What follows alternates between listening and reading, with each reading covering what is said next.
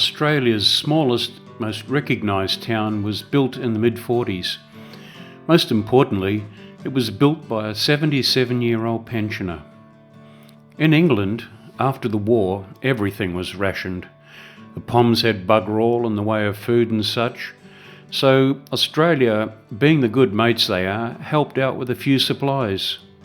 This left some Poms extremely grateful and somewhat beholding to their friends across the sea. One such man was Edgar Wilson, who toiled away making a village fit for Australians as a thank you for his good buddies from afar. So, although the village may look quaint, Edgar ensured that each building was made to Australian standards. This ensured that every bedroom had an ensuite, every lounge room had a 3-metre tally, and every kitchen had a 6-door fridge and a 10-burner cooktop. The village was finished in 1948. Edgar trotted it down to the local council, who got quite excited and paid an expensive contractor to box each of the 40 structures to make certain they all left England in several pieces. P&O did their best marketing effort to date by giving the village free passage to Melbourne on one of their ships. And in Australia, the customs people waved it through without so much as passing it by a sniffer dog or even wiping it under the scanner machine. The whole village eventually came to rest in Fitzroy Gardens. There have been numerous attacks over the years by various official wackos who would like to see it removed, but thankfully they've been told to pull their heads in and the little village has remained. Tourists love it, as do young families and all who use the park. Not just because it's cute, but because it's incredibly steeped in history. The village itself is highlighted with copies of famous buildings. For example, there is Shakespeare's house. It's where he grew up. Absolutely huge by English standards. Well, it had to be. There were 8 kids in the family. It's now a small museum open to the public and a popular visitor attraction. Now, a little known fact, but apparently Shakespeare was the oldest surviving boy in the family and reportedly had such an active sex life that locals coined the phrase Willie when speaking of his private parts. Anne Hathaway was one young woman right at the top of Willie's interest list. She was raised in what is commonly referred to as Anne Hathaway's cottage. But it's not a cottage at all. It's a damn big 12-room farmhouse sitting on 36 hectares of land. And like Willie's joint, it's now a well-visited public museum. Pilgrim's Rest is the local pub, and although Shakespeare wrote a few sonnets and things that mention pilgrims, it's more likely this is the building he used to slip Anne out to, in the hope that a few drinks would help her to think he looked more attractive. Hey, baby. Must have worked, because it's pretty well documented that Anne became knocked up by Willie.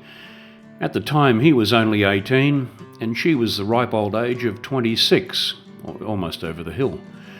Never mind, her family took the opportunity and insisted he marry her.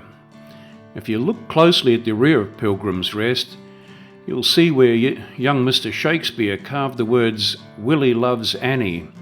Well, I think that's what it says. The writing's a bit smudged. This is the church, close to Anne's house. It had to be close because she needed a quiet space to sit and ponder while her husband spent time gallivanting around with the theatre mob. It's also alleged to be the church where Willie and Anne had their wedding, both insisting there be no photos and that in lieu of presents, donations be made to the dog's home. This is the school where William Shakespeare learnt to paint. It wasn't a very good school, but that's okay because he wasn't a very good painter. It was on this bridge that Shakespeare wrote his first sonnet to his one true love, telling her that he wanted her only. Boy, I tell you, if Anne had found out about it, she would have blown the bloody bridge up. Old Enid's house. She was the town gossip, chief spreader of other people's news, and editor of this video. The creek, where on rare English sunny days, Willie would take his Annie canoeing, down to the river, then out onto the lake, for a quick sonnet or two. We don't need no education. This is The Wall. Some say it's an album made popular by a well-known English psychedelic band in 1979. But Enid said the truth is, Willie and Annie used to slip behind it on their way home for a quick snog. The one-bedroom apartment where couples could creep away for those special moments, like when the theatre crowd became too much. I'd just like to point out that Edgar Wilson painstakingly made these little model houses using objects such as bits of brick, coloured glass, ceramics, lead and other materials, all most likely collected from London bomb sites during the Blitz. The wonderful thing about this little village is that it makes a lot more of a walk in the park than just looking at flowers and trees. There's a touch of history and a nice story to tell the kids. It's interesting and unusual and not to be found most anywhere else. In a rather most interesting way, it draws attention to our connection with others, especially in time of hardship. There's a small plaque at the site, and it reads, "This model village was presented to the City of Melbourne by the citizens of Lambeth, England, an appreciation of gifts of food dispatched from Victoria to England during food shortages during World War II." How wonderful that a rather humble pensioner in his little garden at the back of his small attached house could have such impact. Never let it be said that one person cannot make a difference.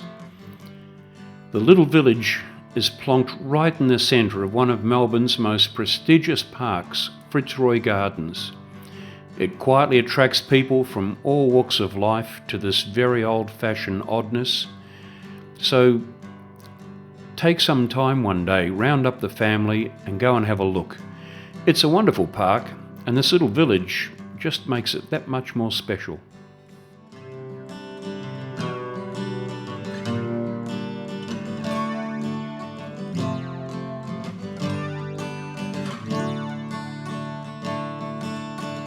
Why, little village, did you last for just this long?